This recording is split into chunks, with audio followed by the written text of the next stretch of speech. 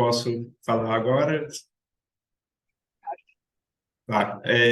Quem for fazer minha tradução, né, eu vou tentar falar devagar, mas gostaria de, primeiramente, né, agradecer pelo convite, por participar, né, por essa rede assim que tem tomado um corpo, uma rede bem importante para discutir, né, a questão da psicologia e a migração. Meu nome é Henrique, eu atualmente moro na cidade de Belo Horizonte, no Brasil, que é o estado de Minas Gerais. Sou psicólogo de formação, especialista em direitos humanos e mestre em psicologia. Atualmente, eu atuo no Serviço de Jesuíta para Migrantes e Refugiados como analista de redes e incidência sociopolítica, como advocacy na migração. E também faço parte, né, do Conselho Regional de Psicologia, atuando enquanto conselheiro deste conselho, né, que é um órgão, né, da psicologia que a gente faz essa mediação dos profissionais da psicologia. Confesso que eu estou um pouco nervoso, né? Muita responsabilidade para poder fazer essa fala inicial, né, com tantas pessoas importantes, né, com tantas pessoas ilustres, que referências do tema. Então, eu vou tentar transmitir um pouco, né, de fazer uma exposição, falar um pouco do contexto da psicologia junto, né, ao contexto da migração. Então, eu escolhi, né, eu separei, né, a minha apresentação em três partes. Então, a ideia é falar um pouco sobre deslocamento interno, sobre a questão dos deslocados internos e, de certa forma, né, os deslocados forçados, falar um pouco sobre a questão de como esse deslocamento influencia no processo de território, de territorialização, desterritorialização, que faço uma discussão entre a questão migratória e alguns conceitos da esquizoanálise de Deleuze e Guattari. E, por fim, vou trazer uma exposição fazendo como que nós, profissionais da psicologia, podemos atuar nesses diversos contextos. Bom, para começar, né, para falar um pouco sobre deslocamentos forçados, eu queria trazer, né, uma questão assim, que é bem importante, né, que tem se tornado uma discussão bem importante, que é a questão dos deslocados internos. Então, o Banco Mundial prevê, né, a existência de 140 milhões de imigrantes climáticos até o ano de 2050. A gente vai ter uma exposição no final, né, vai ter uma colega que irá falar sobre a questão dos migrantes ambientais. Então, eu vou só fazer algumas ponderações aqui nesse primeiro momento. Então, o Banco Mundial prevê, né, que 140 milhões de imigrantes climáticos até o ano de 2050, dos quais 17 milhões de pessoas serão da América Latina. 9 dos 20 principais países do mundo mais expostos aos impactos econômicos causados por desastres climáticos estão aqui na América Latina, sobretudo na região da América Central e no México, que deverão ser os países mais afetados por essas mudanças climáticas. Os desastres ambientais já provocaram 3 vezes mais deslocamentos do que conflitos e violências armadas. Além disso, milhões de pessoas refugiadas vivem em áreas vulneráveis às mudanças climáticas, suscetíveis à questão de inundação e tempestade, e não dispõem dos recursos necessários para se adaptar aos ambientes cada vez mais hostis. Então, de acordo sobre o relatório de 2020, o relatório de 2022, mas ele faz uma leitura dos dados de 2020, a Organização Internacional para as Migrações, que o número de pessoas que tiveram que se deslocar em razão de algum desastre ao redor do mundo foi de 30 milhões de pessoas. E as pessoas que tiveram que se deslocar de maneira forçada em razão ao conflito armado ou por motivo de violência foi de 9,8 milhões de pessoas, quase 10 milhões de pessoas. E aí, no Brasil, ainda segundo o relatório da OIM, eu vou colocar esse relatório no chat, em 2018, registrou no Brasil o maior número de deslocados internos na América Latina, com cerca de 86 mil pessoas que foram forçadas a deslocarem devido aos desastres, aos causas ambientais, ou desastres causados por uma ação do homem, como a gente tem tido, né, principalmente na região onde eu vivo, no Brasil, a gente tem uma ação muito predatória das mineradoras. Então, a gente teve, em 2019, um crime ambiental causado pelo impacto da mineração no Brasil, na cidade de Brumadinho, em Minas Gerais, e tivemos esse impacto também causado na cidade de Mariana. Então, cada vez mais em Minas Gerais, no estado onde eu vivo, os crimes ambientais serão cada vez mais recorrentes devido à ação predatória da mineração. E isso vai gerar um impacto muito grande na questão dos deslocados forçados internos dentro do Brasil. A gente pode, eu faço uma comparação que os principais, quem vai sofrer com esses deslocamentos internos, a gente pode considerar também os deslocados internos da Colômbia, que em razão dos refugiados internos da Colômbia, em razão da violência que existe ali instaurada naquele país, por conta das facções criminosas. Então, a gente pode fazer um paralelo aí entre a relação das mudanças climáticas, dos crimes e dos desastres ambientais, que esse número, né, de pessoas refugiadas que estarão refugiadas internas, deslocadas, que terão que se deslocar forçadamente por razão, em decorrência desses eventos, tende a aumentar cada vez mais. Então, no Brasil, a gente tem uma estimativa que no ano de 2000 até o ano de 2017, 315 mil pessoas tiveram que fazer esse deslocamento interno de maneira forçada, ou em razão de algum tipo de desastre ambiental, ou em razão de algum crime ambiental. Então, essa tendência, né, é uma tendência que se tende a aumentar cada vez mais. E aí, a pergunta que a gente tem que se fazer é qual que é o impacto subjetivo que essas pessoas vão ter ao fazer esse deslocamento forçado? Será que esse deslocamento forçado, por razões de crimes ambientais, de mudanças climáticas, se equipara àqueles que tiveram que se deslocar por motivo de guerra?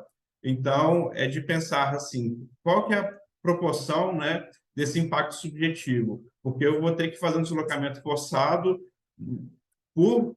porque eu não consigo mais viver no meu território. Então, eu vou ter uma mudança de território, eu vou ter um deslocamento forçado de território para poder buscar a minha sobrevivência, como no caso de pessoas, né, que viveram, que estão vivendo, né, até hoje, a questão da guerra. Então, é uma questão de se pensar quais são os impactos subjetivos que essas pessoas vão a sofrer e se a gente pode pensar, se essas pessoas têm o mesmo impacto subjetivo de pessoas que tiveram que se deslocar forçadamente por razão de guerra, quais são as proteções jurídicas internacionais que essas pessoas podem receber? Então, é importante que hoje a gente não tem uma discussão muito nova, muito incipiente sobre a questão dos refugiados ambientais, mas que até hoje não se tem uma legislação vigente de proteção internacional, como o caso dos refugiados de guerra.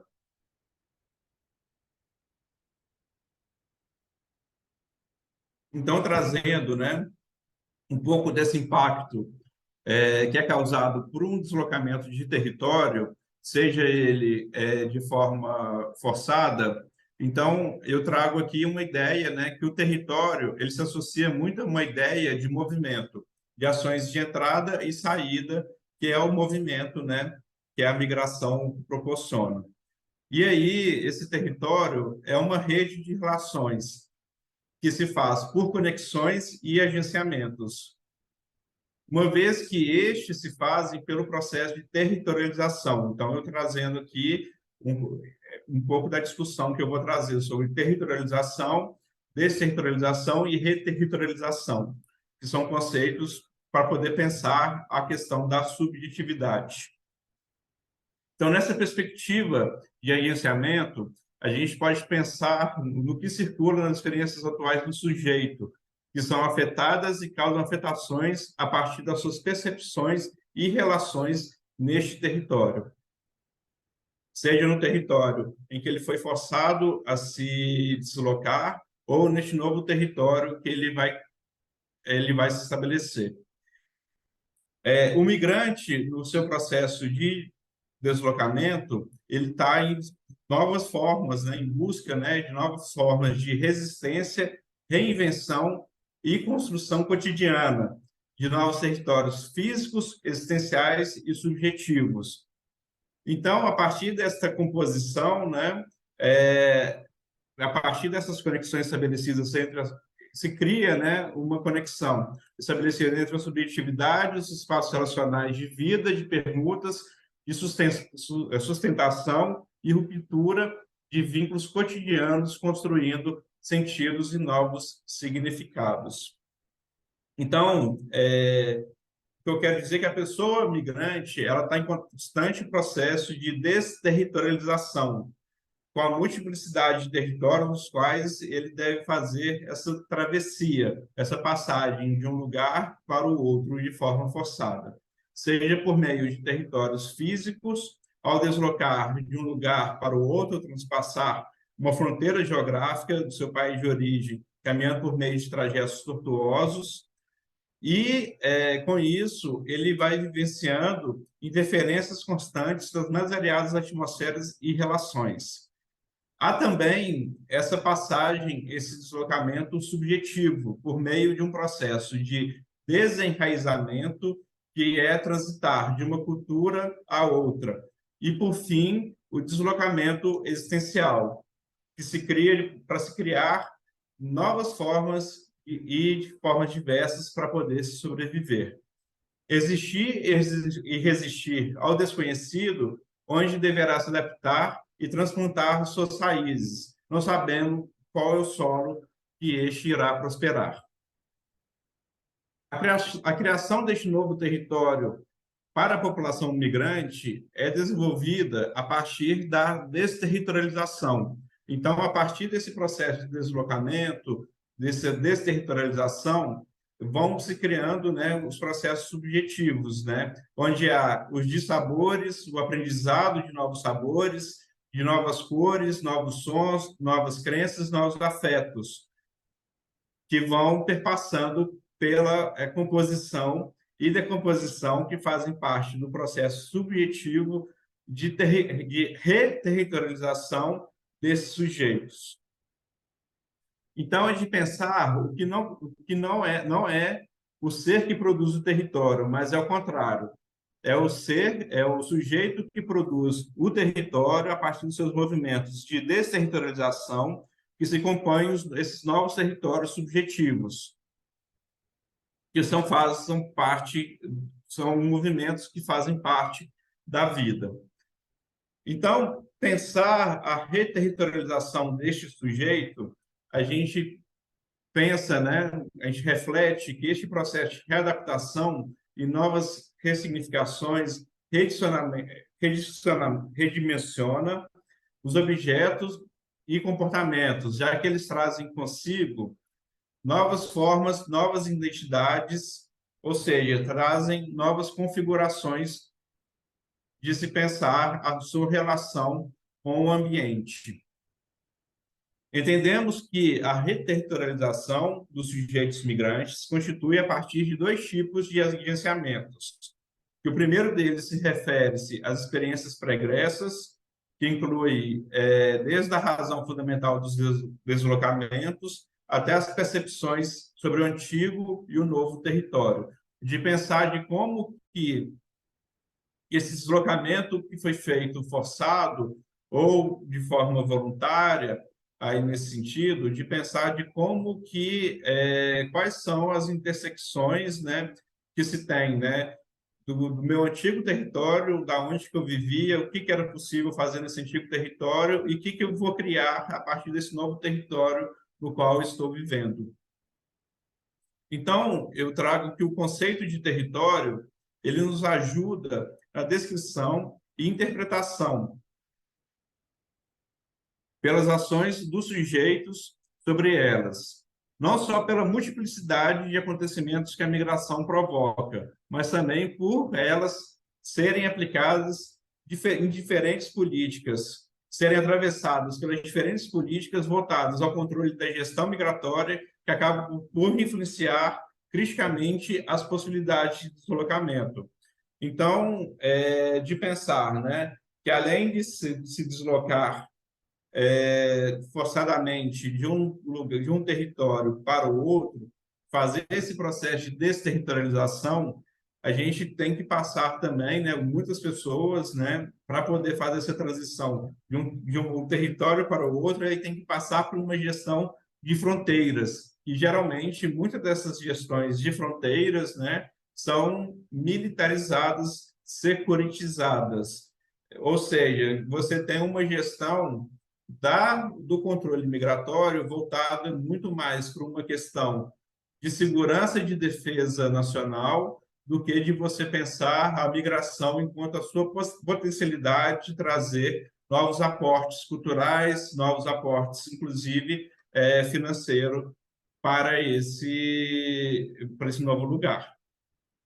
Então, trazendo, né, de como que isso, né, esse processo de estar no novo território, de desterritorialização, de como que esse processo de cruzar, de ter que passar de uma fronteira para outra, né, de como que esses elementos atravessam esses processos subjetivos da pessoa, do sujeito migrante. Então, como que a gente pode pensar, né, esse sujeito, né, esse sujeito migrante? Então, para poder pensar, né, a constituição, né, desse sujeito migrante, eu pego emprestado, né, o conceito de rizoma, de Deleuze-Guattari. Então, eu penso que a partir da construção que esse rizoma, né, que o migrante vai se constituindo a partir do seu deslocamento. Então, imagina-se esse sujeito passando por várias pequenas ilhas para poder sobreviver ao desconhecido. Em cada ilha habitável que ele passa, em cada território habitável que ele passa, é uma nova conexão que ele pode experienciar. É um lugar que se possa ancorar para dar o próximo passo.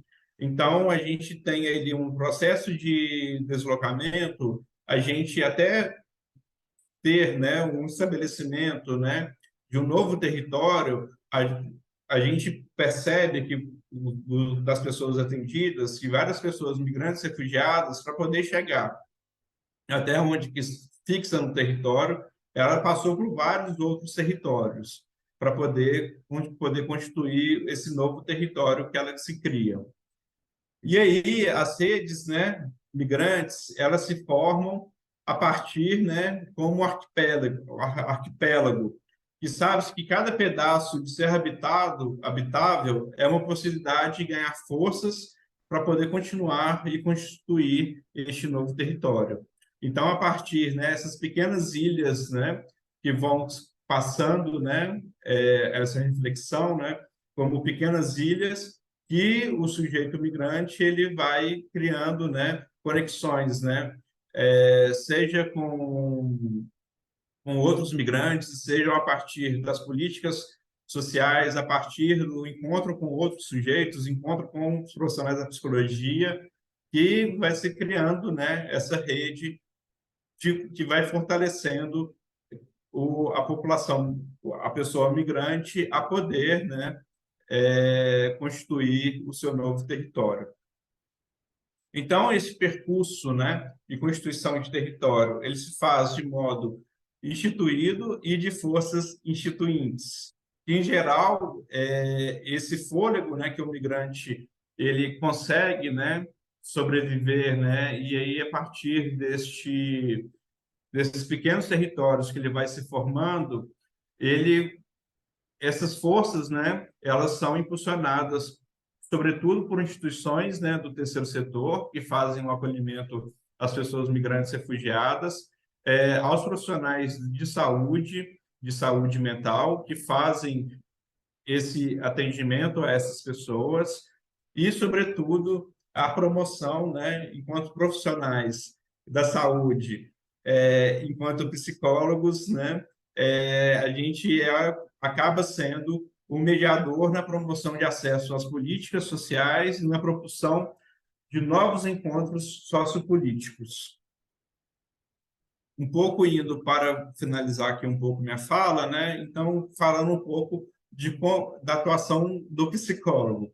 Então, para mim, a atuação do psicólogo é sempre política, porque todo o ato nosso é político. O que nós comemos é político, o que nós respiramos é político, o que nós fazemos é uma consequência política. E por isso que é importante que nós, profissionais da psicologia, promovemos cada vez mais esse encontro com o sujeito migrante e promova essa garantia de direitos, seja por meio do acolhimento, da linguagem, mas, sobretudo, para pensar em estratégias políticas que possam garantir o direito dessas pessoas migrantes refugiadas na constituição do seu novo território.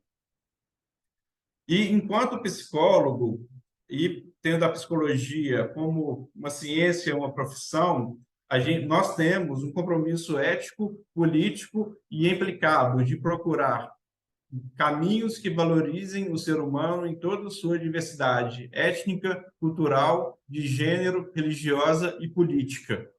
Portanto, é preciso que utilizamos de nosso conhecimento, de nossas ferramentas, de nossas técnicas para viabilizar o mundo onde as pessoas sejam respeitadas e acolhidas em sua singularidade, na sua subjetividade.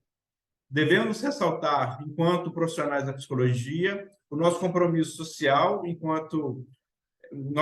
social, na promoção de garantia de direitos. Então, sempre bato nessa tecla que é importante garantir a promoção de direitos e garantia de direitos para que essa pessoa que a gente consiga um pouco minimizar o sofrimento das pessoas que estão em deslocamento, sobretudo deslocamento forçado. Então, enquanto profissional de psicologia, a gente deve acreditar no processo de desestigmatização e desmarginalização desses sujeitos migrantes e apostar na sua potencialidade e na sua singularidade, possibilitando, neste encontro sociopolítico, um novo ciclo de dinâmica territorial para essas pessoas. E é isso, a partir dessa minha fala, né, que eu tento trazer algumas reflexões, trazer algumas provocações para a gente, enquanto nesse fórum, né, e tem para poder discutir como que a psicologia pode atuar, né, neste contexto migratório. E, mais uma vez, parabenizar essa iniciativa, que é a rede da EUNID, de como ela tem sido importante na construção de uma rede de profissionais da psicologia para pensar cada vez mais a psicologia de uma forma crítica e de forma política. Muito obrigado a todas e todos e tenhamos um bom fórum.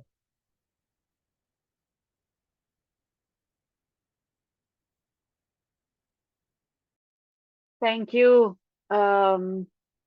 Oh, Enrique, I really like this the humanity of everything you said, you know, and also the imagery of spaces and of territoriality and of how we carry with us the spaces and we create them all the time, and we also re-anchor all the time, right? So who I am is always different, actually, right? But it's also really dependent on where I am.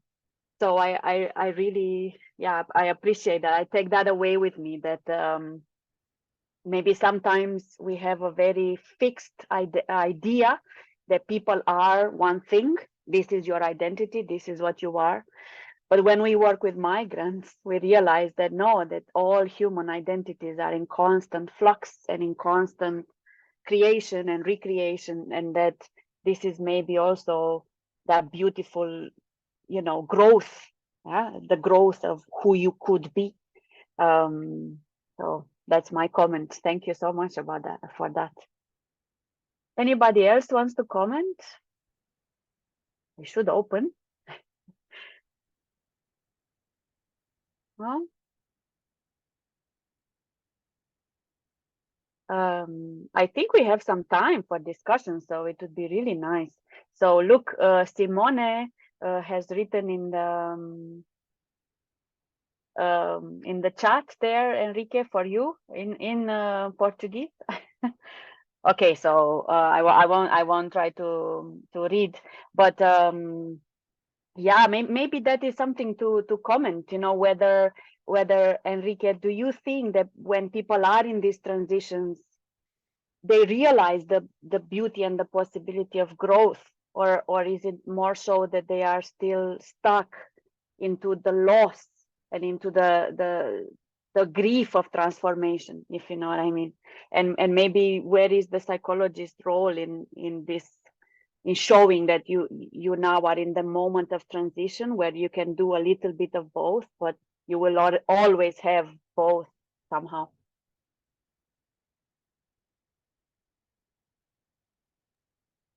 Bom, obrigado pelas palavras, Anca.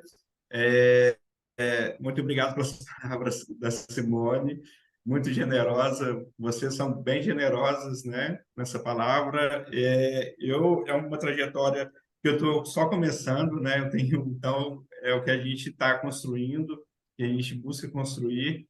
E enquanto, né, profissional da psicologia, eu acredito que este movimento, né, do sujeito, ele pode ser potencializado pelos encontros que nós fazemos. Então, claro, é importante, né, vivermos, né, os traumas, vivermos, acolher os traumas que nós passamos, mas enquanto profissional de psicologia, a gente tem que pensar também de como que a gente pode movimentar, né, a partir desse trauma, né, pensar novas possibilidades, né, desses processos, né, de subjetivação, que aí a gente de avaliar, né, porque aí eu trago, né, uma discussão, né, que o Deleuze Guattari traz, né, sobre as linhas, né, sobre as linhas flexíveis, né, as linhas molares e moleculares. Então, de pensar, né, e as linhas de fuga. Então, de pensar, né, eu faço uma discussão sobre de como que a gente pode pensar, seja ela de forma multicultural, intercultural ou transcultural. Então, de pensar da multiculturalidade, então, enquanto eu, brasileiro, na Irlanda, eu não querer me adaptar a essa nova linguagem, essa nova cultura. Então, eu pensar somente enquanto brasileiro, pensar assim, eu quero comer arroz e feijão todo dia, sendo que tem outros hábitos alimentares e outras formas de se poder se comunicar. Então, isso a gente chama, né, de uma linha dura, né, de um processo digestivo de uma linha dura. Então, de pensar também essa interculturalidade como um processo de uma linha, né, de uma linha molecular, né, que aí eu consigo transitar, né, eu consigo comunicar, né, em outra linguagem, mas eu ainda continuo, né, pensando enquanto eu continuo pensando da minha forma de viver, de não experimentar, né, essa nova cultura. Então, eu penso, enquanto brasileiro na Irlanda, eu consigo me adaptar a essa nova linguagem, consigo me adaptar a essa nova cultura, porém, eu ainda não quero, né, não quero aceitar essa nova cultura, é um processo de não aceitar. E aí a gente vai pensando, né, numa linha de fuga de como que a gente pode pensar assim essa troca intercultural, mas de saber de poder experimentar essas novas possibilidades.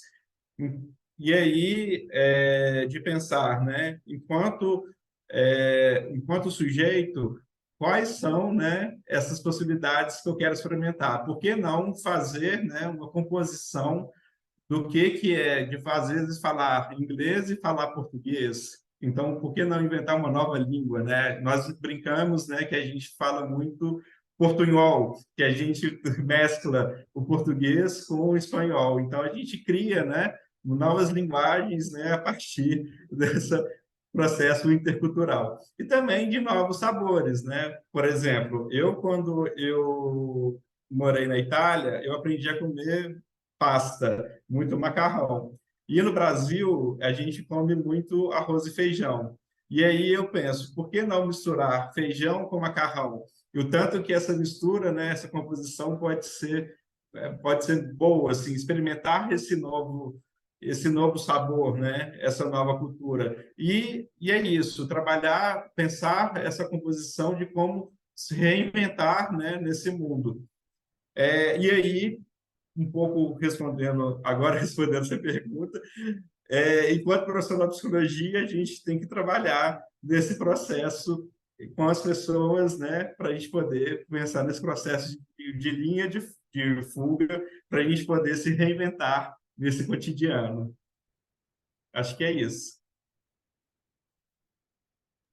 Thank you so much. And I agree. I think it is about also us as people in the psychologist's role, looking at ourselves in this multiplicity of identities. And I think that this is sometimes what is also missing, right? Because migrants disproportionately experience these transformative processes, right? While the psychologist sits at home, it's usually from the home area, they are not necessarily themselves going through this exploration of their own identities, right?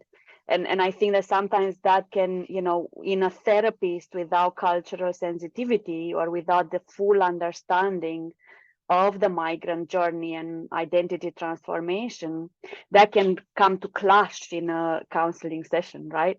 Because you have somebody who is in fluidity and, like you said, Enrique, in between all those lines and trying to draw the new lines, and yet the counselor sits there in a very fixed, nice and neat categorical identity of I am a therapist of one nationality and I'm here to.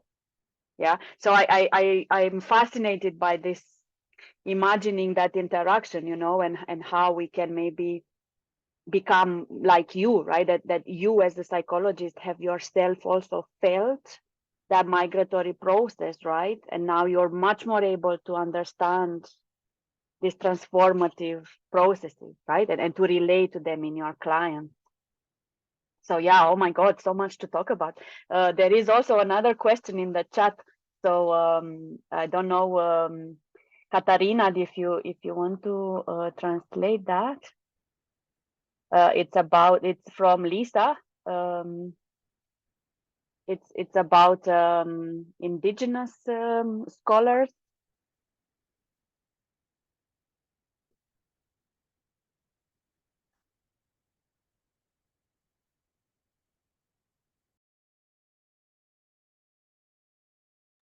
Do.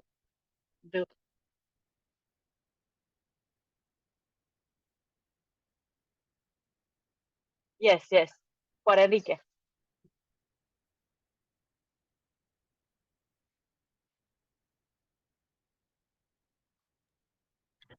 Bom, eu concordo com a Lisa. A divisão de fronteiras, ela surge, né, para o modo capitalista, né, de vida. Então, pensando, né, enquanto um modo ocidental, né, como as pessoas indígenas pensam, a terra é uma só, né, que é a Pachamama. A gente tem aí um grande território indígena, que é a América Latina, que é a Abidjala.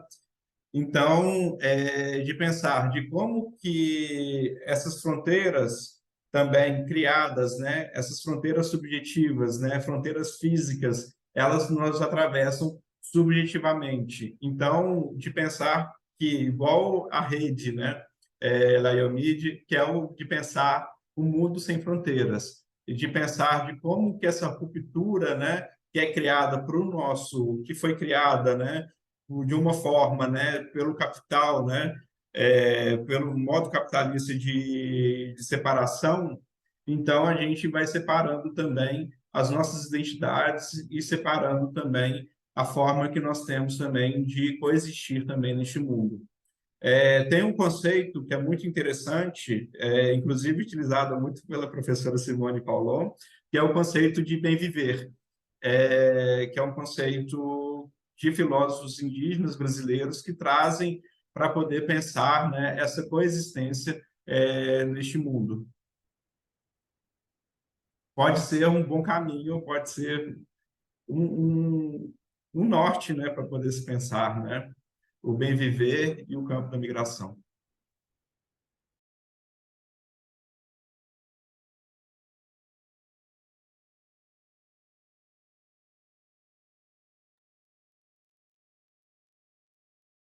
Simone, go ahead.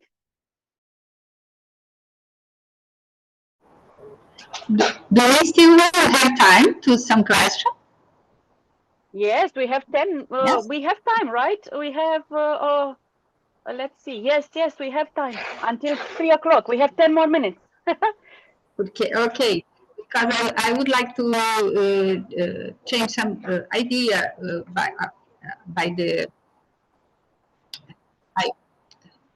the speech of Henrique, but I'm not sure, vou falar em português com o Henrique, tá? As outras tradutoras nos ajudam.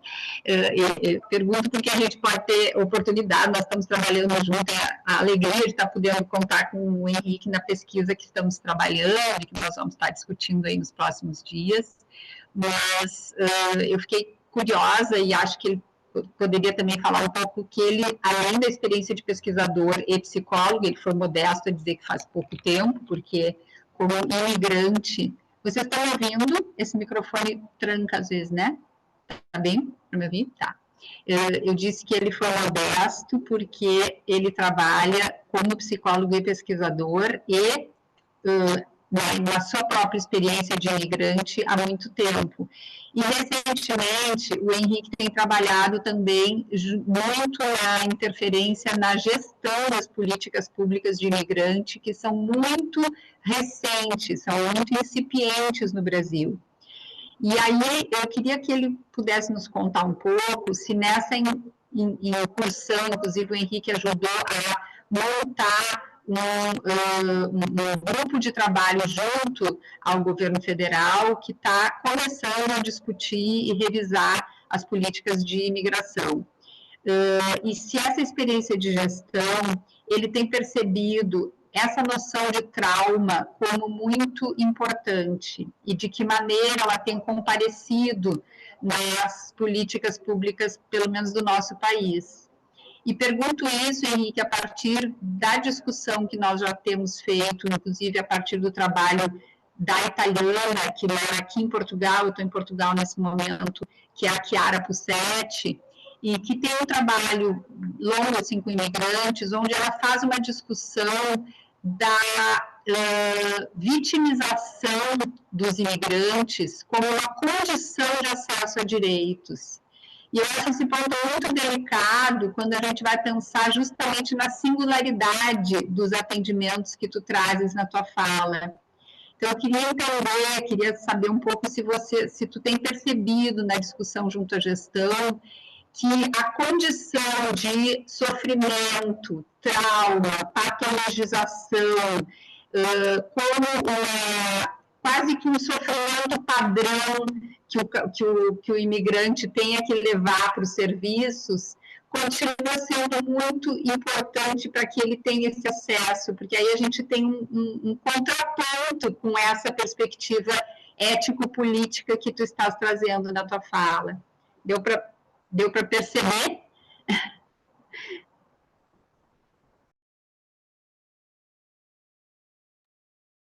Bom, posso responder?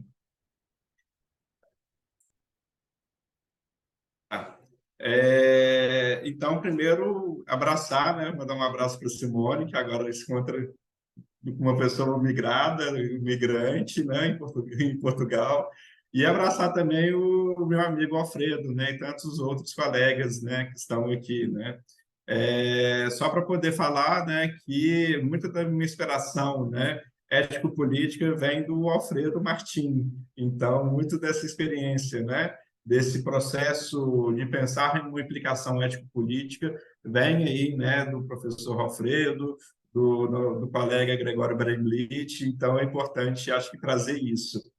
E aí, Simone, assim, trazendo, né, um pouco dessa percepção, o que é importante, né, o que eu percebo nesses espaços de gestão, das construções das políticas, que tem muito pouco psicólogo, psicóloga participando desses espaços.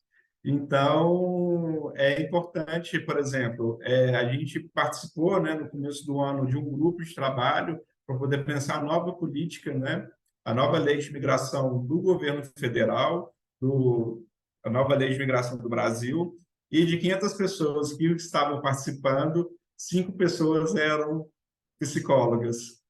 Então, discutir essa singularidade por meio de uma política, o que a gente consegue trazer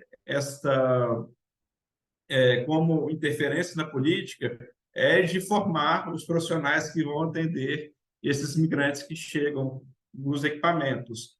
Então, do processo que, enquanto psicólogo e pensar, né, na singularidade dos atendimentos, formar, né, as equipes, formar as equipes que estão nos atendimentos, que vão fazer o atendimento nas políticas públicas, sobre a singularidade, né, de cada cultura. Eu vou dar um exemplo, por exemplo, em Belo Horizonte, a gente atende indígenas da etnia Uarau, indígenas, povos originários da Venezuela, da etnia Uarau. E para eles, uma questão da saúde, porque eles veem, né, o hospital como agenciador da morte. Inclusive, 2 pessoas, né, chegaram a falecer depois que foram para o hospital, mas é porque já estavam numa fase já agravada de doença. Então, de como que é fazer esse trabalho para o profissional da saúde, do centro de saúde, né, que no Brasil, né, a gente tem esses níveis de atendimento, né? Então, nesse primeiro atendimento, que seja no posto de saúde, de como que a profissional pode melhor acolher, né? De certa forma, essa diversidade. De pensar que, então, a gente leva, né, para esses lugares onde que tem o maior número de atendimentos de pessoas indígenas de etnia Uarau, sempre sobre a cultura e sobre o modo de vida dessa população. Que aí, quando eles chegam para o atendimento, consegue-se ter, né, um atendimento que seja culturalmente mais sensível. Então, em resumo, né, a toda essa minha fala, né, eu acho que é importante, né, pensarmos na formação dos equipamentos públicos, das políticas públicas que estão no atendimento direto à população migrante, que geralmente é o único lugar que se tem, né, de um processo de integração, às vezes, da população migrante acessar a política pública e pensar de como que essa política pública, esse equipamento pode ter um atendimento que seja culturalmente mais sensível. Então, a partir disso, pode citar vários outros casos, né? No caso da violência obstétrica, né? contra as mulheres andinas, né, que tem uma certa forma, né, de se ter, de partorir, né, de ter uma forma, né, de parir no momento, né? Então, é isso, é de pensar, né, de como que esses equipamentos podem ser formados, né, para um atendimento mais culturalmente sensível a essa população, que a tendência, né, é termos, né, cada vez mais nacionalidades, né? No Brasil, a gente tem aí agora um fluxo chegando de afegãos, né? Muitos afegãos chegando no Brasil. Então, de como que pensar, né, esse atendimento de pessoas muçulmanas, pessoas que não falam português, pessoas que só falam o idioma, né, Parsi. Então, de ter pequenos entendimentos para que essa experiência não seja ainda mais traumática, porque se você tem uma experiência traumática no único lugar que pode promover seu direito, aí que você vai gerar aí consequências que podem afastar, né, desse processo de integração, né, com a cultura nesse território, nesse novo território. É um pouco isso. Delonguei muito, fiz muitas voltas, mas é importante tentar explicar, né, um pouco.